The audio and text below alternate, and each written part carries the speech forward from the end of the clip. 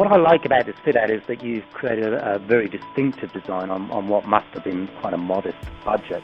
So what was the key starting point for you?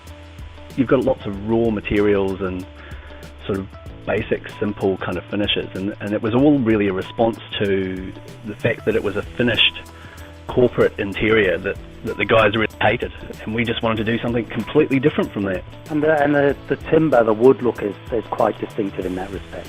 That was, I guess, one of the solutions we came up with to give them that rough and raw look. It's just rough sawn macrocarpa planking that we kind of like the look of anyway, and it comes in the right budget mark and ticks all the boxes, really. There's quite an unconventional approach to the inside of the boardroom itself. What's going on there? Well, the guys wanted their clients to really feel at home when they came into their space, so that's kind of what's happening there. We've got basically a lounge setting with this kind of shabby chic look that they've come up with, and to kind of round it off with these barn doors with custom-made steel frames and a sort of big exposed sliding track that sort of makes this kind of box that's parked in the corner where you come in.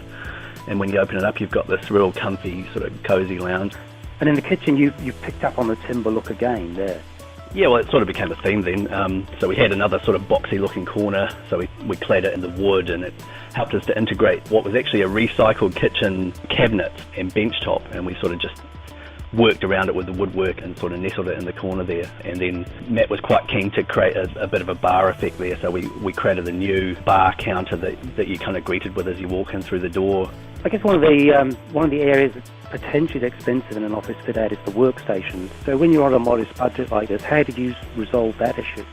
Well, they probably weren't too much cheaper than a new workstation, but again, the guys were keen on something that was raw and honest, and a guy that we work with quite a bit, Kerry Hart, he actually created these workstations for the job. And they're really simple. They're just sort of slabs of wood with a bit of cable tray underneath to reticulate the cables, and that's it, really. So yeah, that's all they wanted. They wanted a nice big piece of wood to put their lovely Mac computers on.